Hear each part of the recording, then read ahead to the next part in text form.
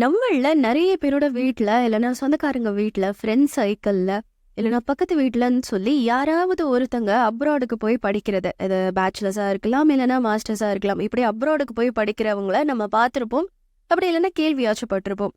இந்த மாரி அப்ராடுக்கு போய் லாஸ்ட் இயர் படிக்கிற ஸ்டூடெண்ட்ஸோட எண்ணிக்கை மட்டுமே 13,00,000 இருக்கு. கிட்டத்தட்ட 30 இருந்து 40 லட்சம் ரூபாய் வரைக்கும் செலவு பண்ணி அப்ராட்ல போய் அவங்க படிக்கிறாங்க. இப்போ இந்த மாரி அப்ராடுக்கு போய் படிக்கிறவங்கள்ல பல ஸ்டூடெண்ட்ஸ் நல்ல மாதிரியான ரிவ்யூஸ் எங்களுடைய லைஃப் ஸ்டைலே மாறிருச்சு. நாங்க நெறைய விஷயங்கள் கத்துக்கிட்டோம் அப்படின்னு சொல்லி நெறைய பாசிட்டிவான ஃபீட்பேக்ஸ்லாம் குடுத்துட்டே இருந்தாலும், அங்க எங்களுடைய லைஃப்‌க்கு உத்தரவாதம் கிடையாது. அங்க நாங்க ரொம்பவே கஷ்டப்படுறோம். எங்களுடைய கெரியர் அஃபெக்ட் ஆகுது அப்படிங்கிற மாதிரி நெகட்டிவ் கமெண்ட்ஸும் நெறைய பேர் குடுத்துட்டு தான் இருக்காங்க. இப்போ இந்த 30, 40 லட்சம் செலவு பண்ணி அங்க போய் படிக்கிற பசங்க இருக்காங்க இல்லையா? அவங்களுடைய லைஃப் நிஜமாவே நல்லா இருக்கா? அவங்க ஹாப்பியா தான் இருக்காங்களா? அவங்களுடைய கனவுகள் நிஜமாவே பூர்த்தி ஆகுதா? இது எல்லாம் பத்தி தான் இன்னைக்கான பதிவுல பார்க்க போறோம்.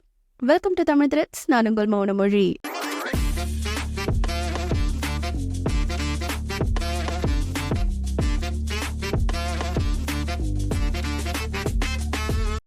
லாஸ்ட் இயர் 2023ல கனடால 3 லட்சம், யுஎஸ்ஏல 2.5 லட்சம், யூகேல 1 லட்சம், ஆஸ்திரேலியால 80,000. என்னம்மா ஏதாவது வட்டி கணக்கா அப்படின்னு கேட்ட வட்டி கணக்கெல்லாம் கிடையாது. இது நம்ம வெளிநாடுகளுக்கு போய் படிக்கிறாங்க இல்லையா, அந்த ஸ்டூடெண்ட்ஸினுடைய கவுண்ட். இன்னும் நிறைய இடங்களுக்கெல்லாம் போறாங்க அவங்க. அந்த மாதிரி போன வருஷம் மட்டுமே 13 லட்சம் பேர் அப்ராட் போய் படிக்கிறதுக்காக போயிருக்காங்க.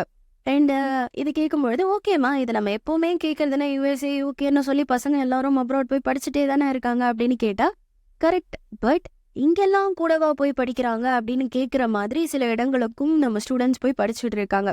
2022ல மினிஸ்ட்ரி ஆஃப் எக்ஸ்டர்னல் அஃபேர்ஸ் ஒரு சர்க்குலர் ஒன்று ரிலீஸ் பண்றாங்க.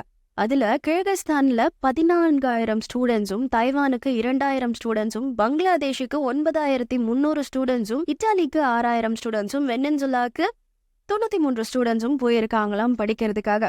நம்ம இந்தியாவை வந்துட்டு டெவலப்பிங் கண்ட்ரின்னு சொல்லிக்கிட்டே இருக்கும். அப்ப நம்ம நிஜமாவே டெவலப் ஆயிட்டு இருக்கோம் அப்படின்னா இந்த அப்ராடுக்கு போய் படிக்கிற ஸ்டூடெண்ட்ஸோட எண்ணிக்கை கம்மியா தானே ஆகணும் அப்படின்னு பார்த்தா கிடையாது. நெக்ஸ்ட் 2 வருஷத்துக்கு இந்த அப்ராட் போய் படிக்கிற ஸ்டூடெண்ட்ஸோட எண்ணிக்கை 7% வரைக்கும் இன்க்ரீஸ் ஆகும் அப்படின்னு சொல்லி மினிஸ்ட்ரி ஆஃப் அஃபேர்ஸ் சொல்லியிருக்காங்க. அதுவும் இந்த கிர்கிஸ்தானுக்கு போறாங்க இல்லையா, அவங்க மேக்ஸிமம் MBBS டிகிரிக்காக தான் போறாங்களாம். And 38% of students Punjab, Maharashtra, Telangana, Andhra இந்த மாதிரியான இடங்கள்ல இருந்து தான் வராங்களாம். அண்ட் கோவா அண்ட் கேரளாவில இருந்து தான் இருக்கிறதுலே கம்மியான ஸ்டூடெண்ட்ஸ் அப்ராடுக்கு போய் படிக்கிறாங்க. இந்த ஸ்டாட்டிஸ்டிக்ஸ் படி 60% ஆஃப் ஸ்டூடெண்ட்ஸ் அவங்களுடைய மாஸ்டர் டிகிரிஸுக்காகவும், 33% ஆஃப் ஸ்டூடெண்ட்ஸ் அவங்களுடைய பேச்சுலர்ஸ் டிகிரிக்காகவும் வெளிநாடுகளுக்கு போறாங்களாம். நம்ம இந்தியால கிட்டத்தட்ட 1200 யூனிவர்சிட்டிஸ், 50,000க்கும் மேற்பட்ட காலேஜஸ் இருக்கும்பொழுது எதனால இந்த அப்ராட் போற ஸ்டூடெண்ட்ஸோட எண்ணிக்கை இன்னும் இன்க்ரீஸ் ஆகிட்டே இருக்கு? First reason escaping competition. நம்ம எல்லாருக்குமே தெரியும் இந்தியாவில் காம்படிஷன் அப்படிங்கிறது ரொம்பவே ஹெவி அப்படின்னு சொல்லி. கௌரவ் மஞ்சள், கோஃபவுண்டர் ஆஃப் அன் அகாடமி, என்ன சொல்றாரு அப்படின்னு பார்த்தா, நம்ம இந்தியாவில் இருக்க இந்த எக்ஸாம் சிஸ்டம் ஆனது ஒரு டோர்னமெண்ட் மாதிரி அப்படிங்கிறாரு. எக்ஸாம்பிளுக்கு சொல்லணும்னா 2023ல நீட் அட்டன் பண்ண ஸ்டூடெண்ட்ஸோட எண்ணிக்கை 20 லட்சம். ஆனால் செலக்ட் ஆனவங்களுடைய எண்ணிக்கை 11 லட்சம். பாக்கி இருக்க 9 பேருனுடைய டாக்டர் கனவு. சரி, ஓகே, இந்த செலக்ட் ஆன 11 லட்சம் பேர்ல எல்லாருக்குமே மெடிக்கல் காலேஜ்ல சீட்டு கிடைச்சிருச்சா அப்படின்னு கேட்டா கிடையாது. 1,40,000 பேருக்கு தான் சீட்டு கிடைச்சிருக்கு.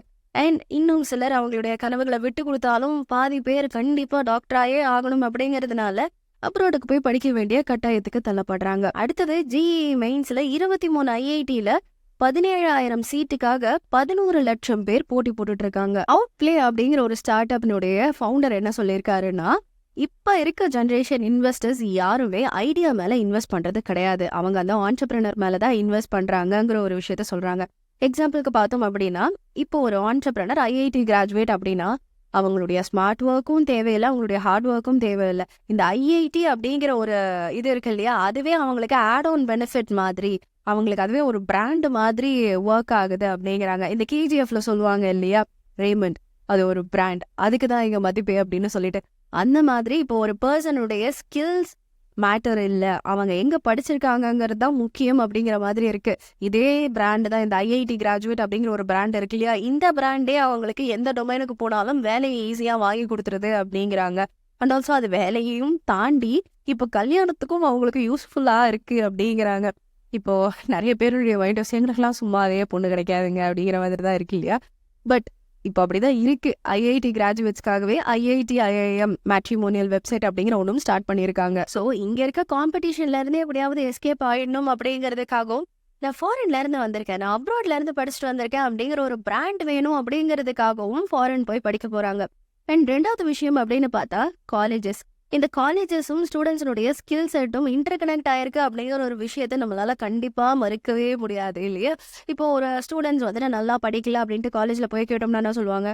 நாங்க நல்லா தான் சொல்லி தரோம், ஸ்டூடெண்ட்ஸ் ஆனா படிக்கல அப்படிம்பாங்க. இதுவே ஸ்டூடெண்ட்ஸ் கிட்ட போய் கேட்டோம் அப்படின்னா காலேஜ் சரியில்லைங்க அப்படின்ட்டு சிம்பிளா சொல்லிட்டு போயிடுவாங்க. இப்போ ரீசன்ட் டைம்ஸ்ல 15ல இருந்து 29 வயசுக்குள்ள இருக்க ஸ்டூடெண்ட்ஸுக்கு ஒரு டெஸ்ட் மாதிரி ஒன்று கண்டக்ட் பண்றாங்க. அந்த டெஸ்டினுடைய ரிசல்ட்ஸா என்ன வருது அப்படின்னு பார்த்தா, அதுல இருந்து முக்காவாசி பேருக்கு இந்த இமெயில் அனுப்புவோம் இல்லையா, அதுல அட்டாச்மெண்ட்டோட சேர்த்து அனுப்ப தெரியலையாமா. இப்ப இருக்க ஜென்ரேஷன்ல சாட் ஜிபிடி ஏன்னு சொல்லி நம்ம பாட்டன் டெவலப் ஆகி போயிட்டே இருக்கோம். ஆனா இன்னும் சில ஸ்டேட்ஸ்ல 20% ஆஃப் ஸ்டூடெண்ட்ஸுக்கு மட்டும்தான் அட்டாச்மெண்ட் இமெயிலே அனுப்ப தெரியுது அப்படிங்கிறாங்க. அண்ட் இந்த எம்பிஏ கிராஜுவேட்ஸ்லாம் கூட இருக்காங்க இல்லையா, அதுலேயும் 7% ஆஃப் ஸ்டூடெண்ட்ஸ் மட்டும்தான் எம்ப்ளாயபிள் அப்படிங்கிறாங்க. இப்போ இதில் தப்புன்னு யாரை சொல்றது? ஸ்டூடெண்ட்ஸை போய் சொல்றதா, இல்லை காலேஜை போய் சொல்றதா, இல்லை சொல்லித்தரவங்கள போய் சொல்ல முடியுமா? Professor Prem Virat, former director of IIT என்ன சொல்றாருன்னா, இங்க இருக்கவங்க எல்லாருமே இங்க இருக்க நிறைய காலேஜஸ் அவங்களுடைய இன்ஃப்ராஸ்ட்ரக்சர் அண்ட் பில்டிங்ல தான் ஃபோக்கஸ் பண்றாங்க அப்படிங்கிறாங்க. பட் ஒரு நல்ல எஜுகேஷன் சிஸ்டம் அப்படிங்கிறது அங்கே இருக்க ஃபேக்கல்டிஸ், அதை ப்ரொஃபஸர்ஸ் மேலேயோ அப்படி இல்லை அங்கே இருக்க அட்மினிஸ்ட்ரேஷன் மேலேயோ தான் ஃபோக்கஸ் பண்ணும். பட் அதை இங்கே யாருமே பண்ண மாட்டாங்க. ஒரு நல்ல இன்ஜினியரிங் காலேஜுக்கு அட்லீஸ்ட் மினிமம் ஒரு 15:1 ரேஷியோலையாச்சும் டீச்சர்ஸ் அண்ட் ஸ்டூடெண்ட்ஸ் ரேஷியோ இருக்கணும். ஆனால் இங்கே மினிமம் 28:1 தான் இருக்காங்க. அண்ட் இன்னும் சில ஸ்டேட்ஸ், பீகார் மாதிரியான ஸ்டேட்ஸ்லாம் 68:1 அப்படிங்கிற ரேஷியோல தான் போயிட்டு இருக்கு அப்படிங்கிறாங்க. இந்த ரிப்போர்ட் யார் சொல்றா அப்படின்னு பார்த்தா, regulatory body of engineering college AICTE former IIT Ahmedabad professor V Raghunathan என்ன சொல்றாரு அப்படின்னு பார்த்தா, இங்க இருக்க முக்காவாசி இந்த இன்ஜினியரிங் சிஸ்டம் இருக்கு இல்லையா, இது ஒரு ரியல் எஸ்டேட் மாதிரி தான் நடந்துட்டு இருக்கு. பிகாஸ் இதை கண்ட்ரோல் பண்றது, அவர் ஓன் பண்றது அப்படிங்கிறது மேக்ஸிமம் ஒன்று பொலிட்டீஷியன்ஸாக இருப்பாங்க, அப்படி இல்லைன்னா பில்டர்ஸாக தான் இருக்காங்க. அண்ட் ஆல்சோ இங்கே எஜுகேஷன் அப்படிங்கிறது வெறும் ஒரு பிஸ்னஸாக மாறிக்கிட்டு இருக்கு அப்படிங்கிறாரு. பிகாஸ் புஷான் சிங், இந்த ஃபார்மர் ரெஸ்லிங் பிரசிடென்ட் இருக்காரு இல்லையா, இவர் மேலே நிறைய விமன் ரெஸ்லர்ஸ் ஹராஸ்மெண்ட் கேசஸ் கொடுத்துருக்காங்க. பட் அவருக்கு ஓனா 54 எஜுகேஷனல் இன்ஸ்டிடியூஷன்ஸ் இருக்கு. இப்படி பிஸ்னஸாக எஜுகேஷன் அப்படிங்கிறது வெறும் படிப்புக்கானதா இல்லாமல் பிஸ்னஸுக்கானதா மாறிட்டு இருக்குங்கிறதுனால ஸ்டூடெண்ட்ஸ் எல்லாரும் அப்ராடுக்கு போய் படிக்கிறதே பெட்டர் அப்படின்னு யோசிச்சு அங்க போயிட்டு இருக்காங்க. அடுத்த ரீசன் ஆப்வியஸா காசு தான். இப்ப நம்ம ஊர்லன்னு பார்த்தா 100ல் 1-2 பேர் மட்டும்தான் நம்ம படிச்ச படிப்புக்கான வேலையை செஞ்சுட்டு இருக்கோம். அதுலயும் நம்ம திறமைக்கான சம்பளத்தை வாங்குறோமோன்னு கேட்டா அதுவுமே கிடையாது. ஸோ ஆப்வியஸா என்ன தோணும், நம்ம ஃபாரின் போயிட்டோம், வெளிநாட்டுக்கு போயிட்டோம் அப்படின்னா நம்ம நிறைய சம்பாதிக்க முடியும் அப்படிங்கிற ஒன்று தோணும் இல்லையா? அந்த மைண்ட் செட்னாலேயே ஃபாரின் போறவங்க இருக்காங்க. அடுத்ததுன்னு பார்த்தா, இந்த குடும்ப சூழ்நிலைகளால கண்டிப்பா நான் இப்ப அதிகமா சம்பாதிச்சே ஆகணும் அப்படிங்கிற கட்டாயத்துல இருக்கேன்னா ஊருக்கு போயிடுவேன், வெளியூருக்கு. அண்ட் அடுத்ததுன்னு பார்த்தா, அவன் பாரு ஃபாரின் போய் எவ்வளோ நல்லா சம்பாதிக்கிறான், நீயும் தான் தண்டமா வீட்டுல இருக்கியேன்னு சொல்லி பெத்தவங்க போ போ போன்னு வற்புறுத்தி மனசே இல்லாம சொந்த மண்ணை விட்டு வெளியூருக்கு போய் வேலை செய்யறவங்களும் இருக்காங்க. இந்த மாதிரி காசுக்காக ஒரு புறம் போறவங்க இருந்தாலுமே இன்னொரு விஷயம் முக்கியமா நோட் பண்ணப்படுறதுன்னு பார்த்தா ஒர்க்கிங் என்விரான்மெண்ட். அங்க இருக்க ஒர்க்கிங் என்விரான்மெண்ட் ரொம்பவே நல்லா இருக்கு அப்படின்னு சொல்லி பலரும் கமெண்ட் பண்றாங்க. பிகாஸ் இங்கே நம்ம இந்தியாவை பத்தி தெரியும், நம்மளுடைய ஒரு டேலண்ட்டை வெளிக்காட்டணும் அப்படின்னா எவ்வளவு கஷ்டம் அப்படின்னு சொல்லி, அதையும் தாண்டி இங்க ஒர்க்கிங் ஹார்ஸ் அப்படிங்கிறது எக்ஸ்ட்ராவா வேலை செய்ய வைப்பாங்க. அண்ட் வீக்கெண்ட்ஸ்லயுமே கூட வேலைக்கு வர வேண்டிய ஒரு கட்டாயம் இருக்கும். இதுவே நம்ம அப்ராடுக்கு போயிட்டோம் அப்படின்னா கரெக்டாக நமக்கு சம்பளம் கொடுத்துருவாங்க.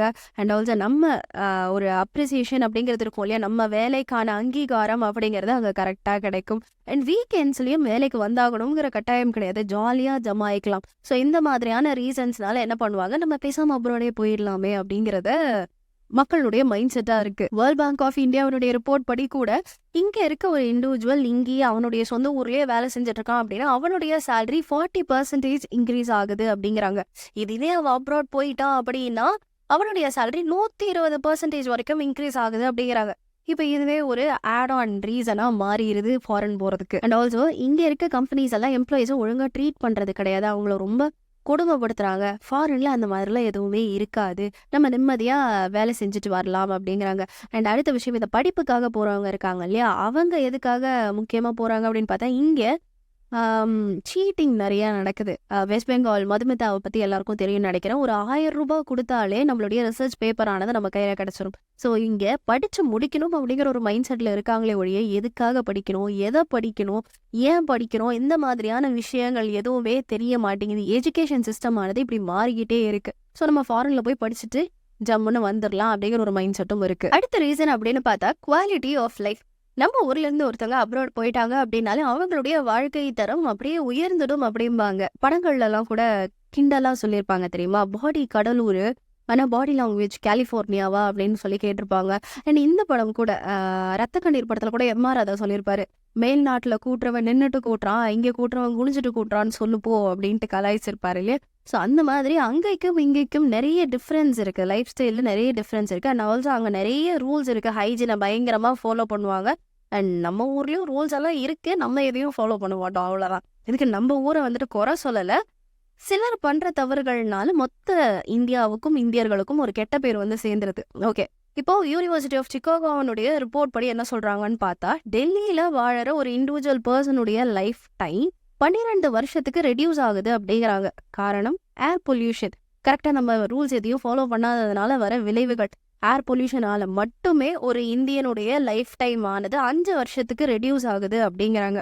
இப்ப நம்மலாம் யோசிச்சுப்போம், இதெல்லாம் ஒரு விஷயமா அப்படின்னு நாம கண்டுக்காம விடுற பல விஷயங்களுமே நம்மளுடைய லைஃப் ஸ்டைல பாதிச்சுக்கிட்டே தான் இருக்கு. லாஸ்ட் விஷயம் என்ன அப்படின்னு பார்த்தா, ஸ்டேட்டஸ் இன் சொசைட்டி. ஒருத்தவங்க ஃபாரின்ல இருந்து வராங்க அப்படின்னாலே அவங்களுக்கான மதிப்புங்கிறது தனிதான். ஒரு ராஜ மரியாதைங்கிறது அவங்களுக்கு கண்டிப்பா கிடைச்சிடும். நம்ம வீட்டுக்கு யாராவது ஒருத்தவங்க வந்துட்டாங்கன்னா, ஃபாரின்லாம் போயிட்டு வந்திருக்கான்ல அப்படின்ட்டு நம்மள இந்த பக்கம் ஏத்த இறக்கமா ஒரு பார்வை பார்ப்பாங்க. அப்பவே நான் என்னையா பண்றது அப்படிங்கிற மாதிரி மைண்ட்ல ஓடும். பட் ஊர்ல இருந்து வராங்க அப்படின்னா அவங்களுக்கான ஒரு ராஜ மரியாதை அப்படிங்கறது அவங்களுக்கு கிடைக்கதான் செய்யுது. ஃபாரின் மாப்பிள்ள அப்படின்னு சொல்லி டவுரி எக்ஸ்ட்ரா கொடுக்கறதுக்கு கூட இப்ப இருக்கிறவங்க எல்லாம் பயங்கர ஆர்வமா இருக்காங்க. பட் இங்க இருந்து ஃபாரின் போற எல்லாருமே செட்டில் ஆயிடுறாங்களா?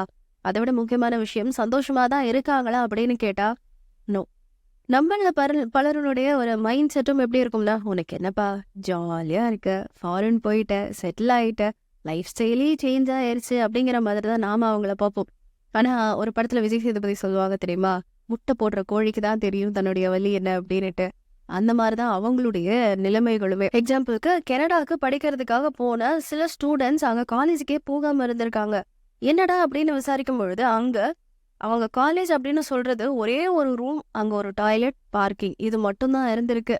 டீப்பா விசாரிக்கும் போதுதான் தெரிஞ்சிருக்கு அங்க சில காலேஜஸ் இந்த மாதிரி சின்ன ஸ்பேஸை வச்சு அது ஒரு காலேஜ் அப்படின்னு சொல்லிட்டு இருந்திருக்காங்க. இப்போ இதுல அவங்கள நம்பி ஏமாந்த அந்த ஸ்டூடெண்ட்ஸோடைய நிலைமையை யோசிச்சு பாருங்களேன். இப்ப அவங்கள நடுவுல மீடியேட்டரா இருந்து ஒருத்தர் அனுப்பி விட்டாரு இல்லையா, அவரை தப்புன்னு சொல்றதா இல்ல இவங்க எதையுமே விசாரிக்காம நம்பி அனுப்புற பேரண்ட்ஸை தப்புன்னு சொல்றதானே தெரியல. ஆக மொத்தம் அந்த ஸ்டூடெண்ட்ஸோடைய நிலைமை அப்படிங்கிறது அவளம்தான். அடுத்த விஷயம் அப்படின்னு பார்த்தா, அங்க இருக்க ஸ்டூடெண்ட்ஸ் நமக்கு ஸ்காலர்ஷிப் கிடைச்சிரும், நம்ம நல்லபடியா படிச்சுட்டு வந்துடலாம் அப்படிங்கிற ஒரு நம்பிக்கையோட அங்க போவாங்க. பிகாஸ் நம்ம எல்லாருக்கும் தெரியும் இல்லையா, அங்க காஸ்ட் ஆஃப் லிவிங் ரொம்ப அதிகம், இதுல அவங்க ஃபீஸும் வேற கட்டணும் அப்படின்னா ரொம்பவே கஷ்டமா இருக்கும் அப்படின்னுட்டு.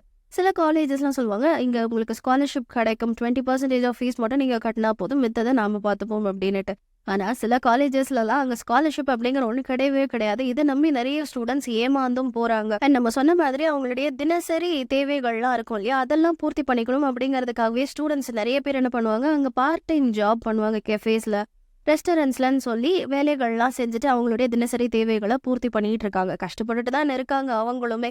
அதையும் தாண்டி சிலரால அந்த தேவைகளை, அந்த நீட்ஸ் எல்லாம் மீட் பண்ண முடியாத பலரும் இருப்பாங்க இல்லையா, அவங்க எல்லாரும் முடியலடான்னு சொல்லி செலவு பண்ணதெல்லாம் தாண்டி எங்களுக்கு டிகிரியே வேண்டான்னு திரும்பவும் சொந்த ஊருக்கே வந்தவங்களும் இருக்காங்க. எக்ஸாம்பிள் சைதா சைதி. இந்த பொண்ணு ஹைதராபாத்தை சேர்ந்தவங்க 2021 அவங்களுடைய மாஸ்டர்ஸ்க்காக அப்ரோட்ல போய் படிக்கிறாங்க. பட் லாஸ்ட் இயர் இவங்கள சிக்காகோ ஸ்ட்ரீட்ஸ்ல கண்டுபிடிக்கிறாங்க. அவங்களுடைய பேரே என்ன அப்படிங்கறத கூட ரீகால் பண்ண முடியாத ஒரு நிலைமையில தான் அவங்கள அங்க இருந்து கண்டுபிடிச்சிருக்காங்க. ஸோ இவங்களை வந்துட்டு அவங்களுடைய family members ministry of external affairs கிட்ட கெஞ்சி கூத்தாடி அவங்கள மறுபடியும் இந்தியாவுக்கு கூட்டிட்டு வர்றதுக்கான ஒரு வேலைப்பாடுகள்ல ஈடுபட்டாங்க.